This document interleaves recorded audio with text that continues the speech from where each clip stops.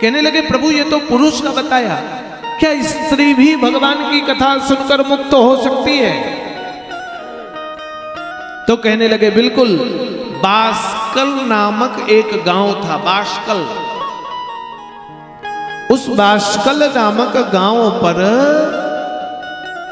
सारे गांव वाले पथभ्रष्ट थे। कई बार होता है कि कहीं गांव में बहुत अच्छा माहौल हो और कोनो ग्रामीण माहौल होने खराब।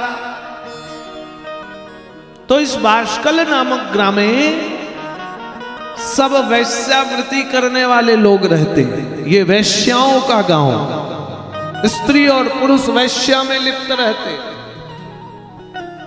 लेकिन एक स्त्री चंचला नाम की, इस चंचला नाम की स्त्री का विवाह बाष्कल नामक गांव पर बिंदुक नाम के व्यक्ति से हो गया। चंचला वैश्या नहीं थी, लेकिन जब धीरे धीरे पता चला कि मेरा पति भी वैश्यावृत्ति करता है, तो परिणाम प्रभाव, भूमि का दोष, व्यक्ति का दोष, आहार का दोष, चंचला भी पर पुरुष का गमन करने लग गई। चंचला भी वही हो गई। एक दिन बिंदुक को पता चला, बिंदुक ने डांटा। चंचला ने कहा तुम भी तो वैश्यावृत्ति करते हो। तो बिंदुक कहने लगा मुझे कोई दिक्कत नहीं है, तुम पैसा कमाओ और पैसा कमाकर मुझे ला करके दो, मुझे दारू पीना है। अब तो पत्नी स्वतंत्र हो गई वैश्यावृत्ति के लिए। कथा कहती है स्थिति ये हुआ कि बिंदुक की मृत्यु हो गई, बिंदुक मारा गया। शरीर अस्वस्थ हुआ, बीमार पड़ा। पापी बिंदुक, दुराचारी, अत्याचारी, व्यभिचारी, चोरी करने वाला बिंदुक मारा गया। काल ने प्राणांत कर दिया। अब चंचला अकेले हो गई तो अति प्रसन्न। अब तो जो मन में आए, जितना मन में आए, जैसा मन में आए वैसा करने लगी। लेकिन मेरी बात को कान खोल करके सुन लो, शरीर का सामर्थ्य सब समय एक जैसा नहीं रहेगा। शरीर की सुंदरता भी धीरे धीरे करके खत्म होगी। शरीरेर बल, शरीरेर सुंदरता जैसा आज है वैसा हम नहीं रहेंगे। 2 साल पहले तक मेरे माथे पर कहीं बाल सफेद नहीं था, अचानक से देखे बाल सफेद होने लग गया। धीरे धीरे हमको भी बुढ़ापा आ जाएगा। फिर किसी दिन पता चलेगा साड़ी दाढ़ी सफेद हो गई, सारे सिर के बाल सफेद हो गए। फिर पता चला हम तो 65 साल के हो गए। फिर पता चला हमारे तो सारा शरीर धीरे धीरे सिकुड़ने लग गया। और एक समय आएगा मेरा भी, बोलो हरि हरि बोल।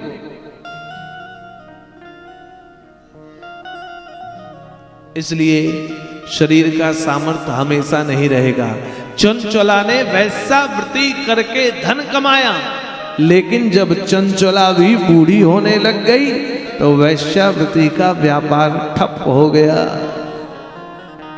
संचित धन से घर चलाने लगी, जे पैसा गुला राखी छे, लेकिन पैसा सबके पास रहता नहीं है।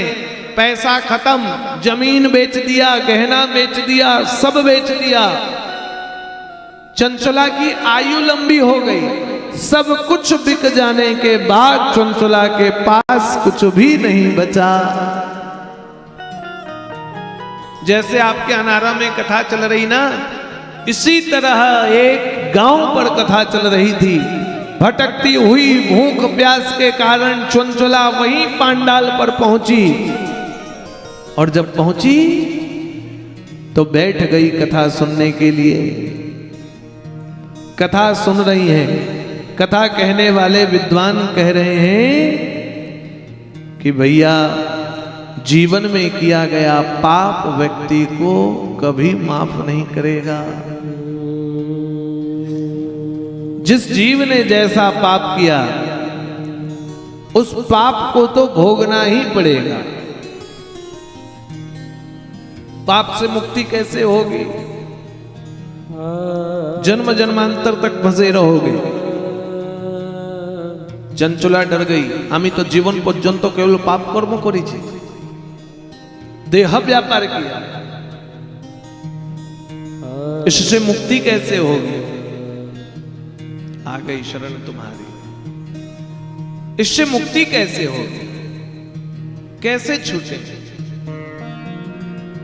आचार्य कहने लगे किया गया पाप नरकगामी होगा, किया गया पाप 84 लाख योनियों में भटकाने वाला होगा। और चंचला कहने लगी मैं आ गई शरण तुम्हारी, उद्धार कीजिए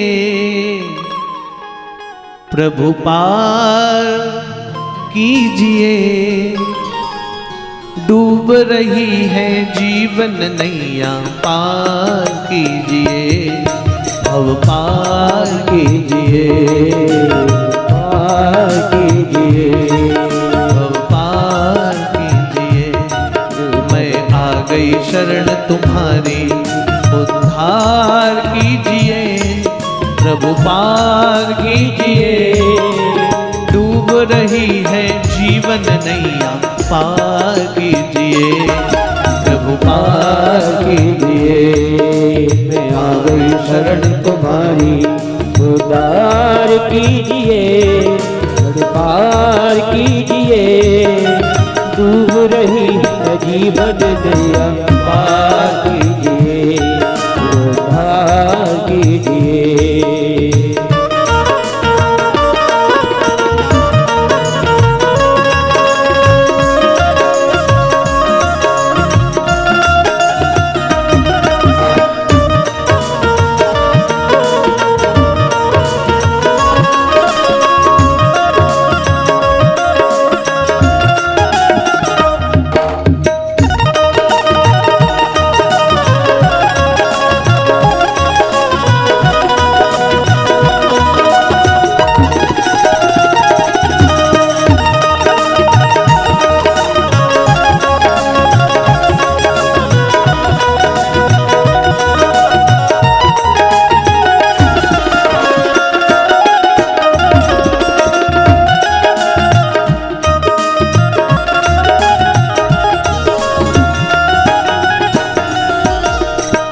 बालापन मैंने खेल गवाया, यौवन भी मस्ती में लुटाया।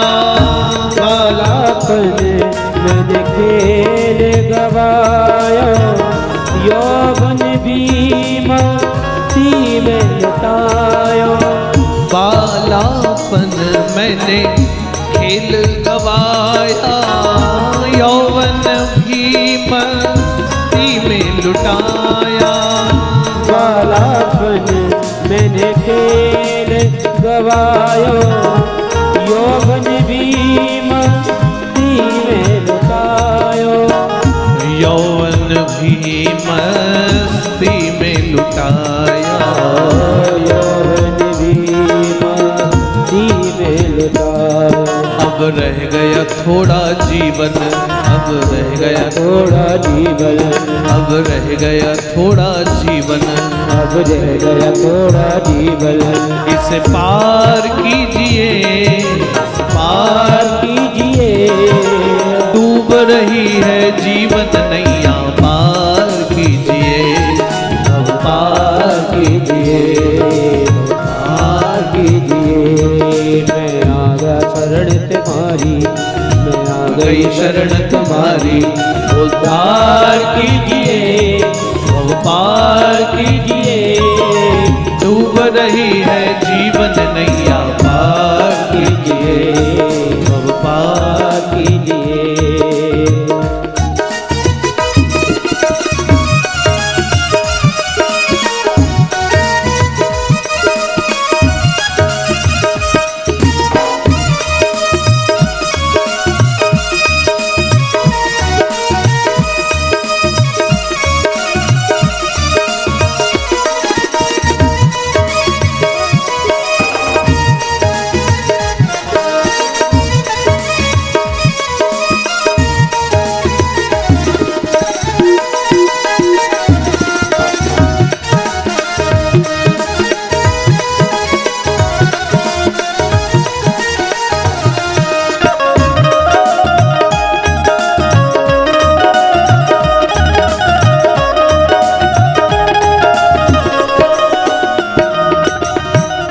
जिनके लिए मैंने पाप कमाया उनसे ही मैंने धोखा खाया।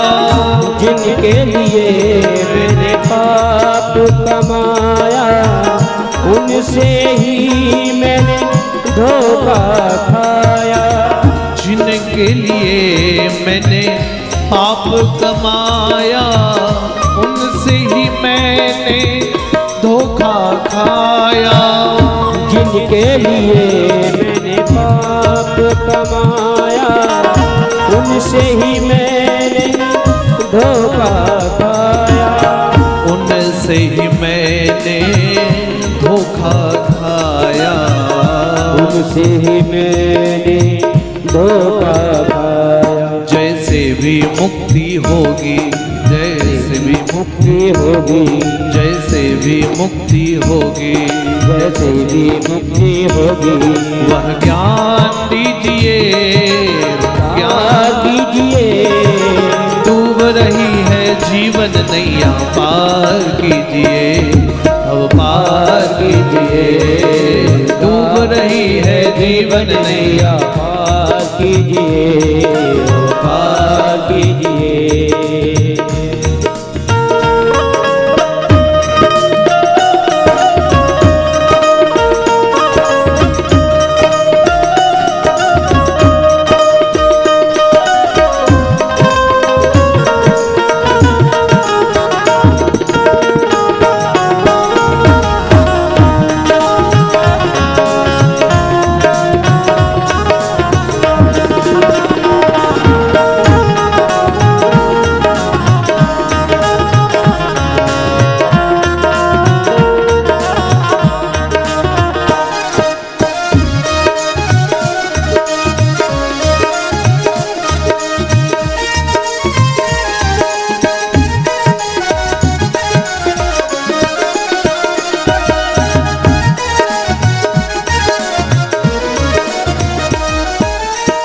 छोड़ के आए सारे द्वारे, बस अब तेरा द्वार दिखाए। छोड़ के आए सारे द्वारे, बस अब तेरा द्वार दिखाए। छोड़ के आए सारे द्वारे, बस अब तेरा द्वार दिखाए। छोड़ के आए सारे द्वारे, बस अब तेरा द्वार दिखाए। बस अब तेरा द्वार दिखाए। बस अब तेरा द्वार दिखाए। अब कह दो वही बात, अब कह दो वही बात, अब कह दो वही बात, अब कह दो वही बात। अब पार कीजिए, अब पार कीजिए। डूब रही है जीवन नैया पार कीजिए, अब डूब पार रही है जीवन नैया पार कीजिए, पार कीजिए, अब पार कीजिए। उद्धार कीजिए, उद्धार कीजिए, अब पार कीजिए, अब पार कीजिए। उद्धार कीजिए।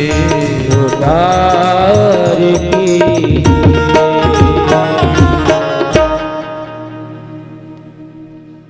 बिचारी कहने लग गई चंचला कि आप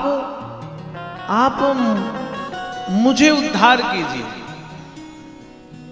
मैंने पाप किया है और जिनके लिए मैंने पाप कमाया उनसे ही मैंने धोखा खाया।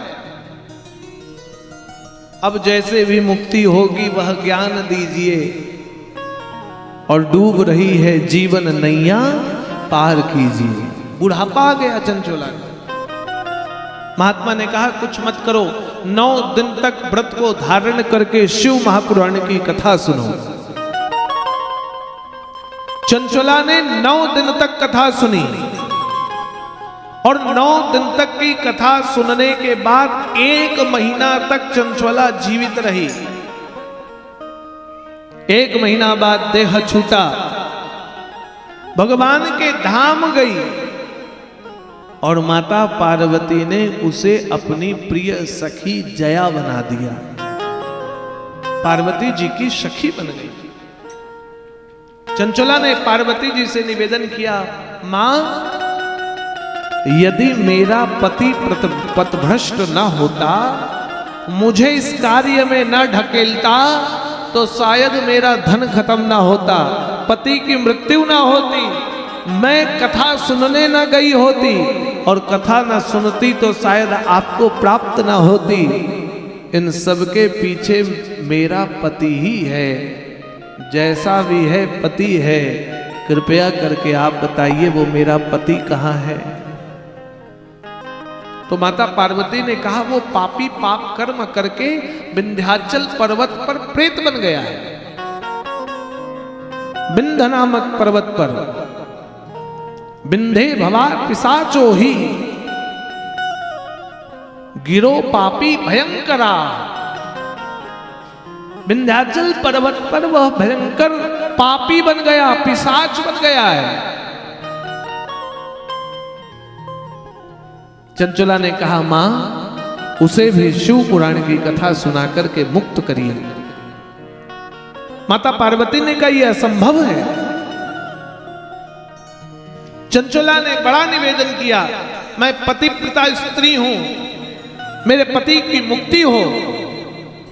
तो माता पार्वती ने तुम्बुक नाम के गंधर्व को भेजा, और तुम्बुक ने अपने बल शक्ति से उस प्रेत को बांधा और 9 दिन का अनुष्ठान कराया शिव महापुराण का। परिणाम हुआ कि 9 दिन बाद वह प्रेत योनि से मुक्त होकर के भगवान के लोक को प्राप्त हो गया।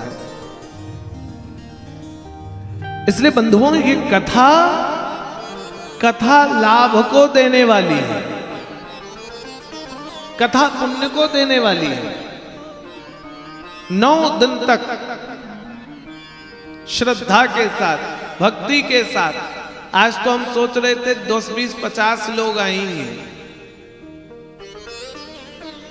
लेकिन इतने बरसात होने के बाद भी आप सब आए हो, बहुत सौभाग्य की बात है। कल भगवान को हम व्हाट्सएप में मैसेज भेज देंगे कि प्रभु सूरज दिखा दीजिए। आजकल भगवान भी ऑनलाइन में चलते हैं।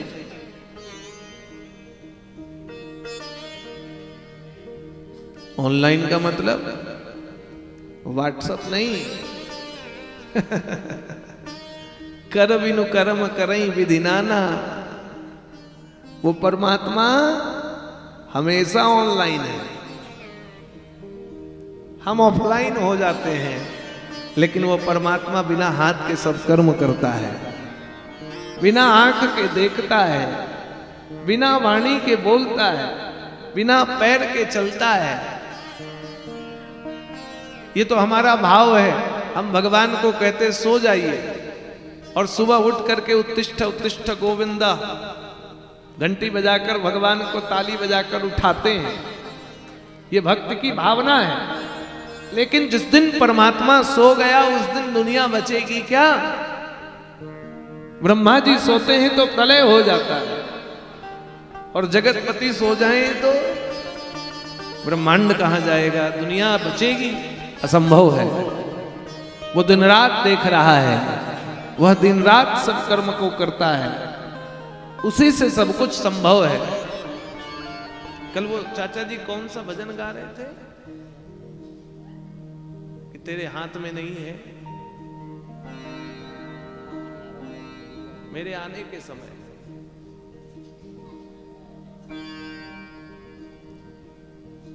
बड़ा सुंदर था वो। मनुष्य के हाथ में कुछ नहीं होता। हमारे हाथ में कहां है? कुछ नहीं है। बंधुओं, एक बात समझना ध्यान से। यदि यह 9 दिन की शिव पुराण की कथा हो रही है, तो श्री बाणेश्वर महादेव भगवान की इच्छा से ही हो रही है। उनकी इच्छा ना होती तो कथा ना होता। मैं अनारा को नहीं जानता था, जानता था अनारा पड़ता है पुरुलिया आसनसोल के बीच पर, लेकिन यहां के लोगों को न मैं जानता न मैं इनको जानता। कहां से कहां किधर से संपर्क हो गया। मन में विचार आया, महाराज जी बैठे हुए हैं पीछे, आप सब लोगों के मन पे विचार आया कथा होनी चाहिए, महात्मा से सुनना चाहिए, सन्यासी से सुनना चाहिए। संपर्क हुआ, फोन हुआ, संयोग से हम अपनी जन्मभूमि आश्रम पर वहां बैठे थे 2 दिन के लिए। आप सब लोग गाड़ी से वहां पहुंच गए, बातचीत हुई, हमें भी बड़ी प्रसन्नता हुई।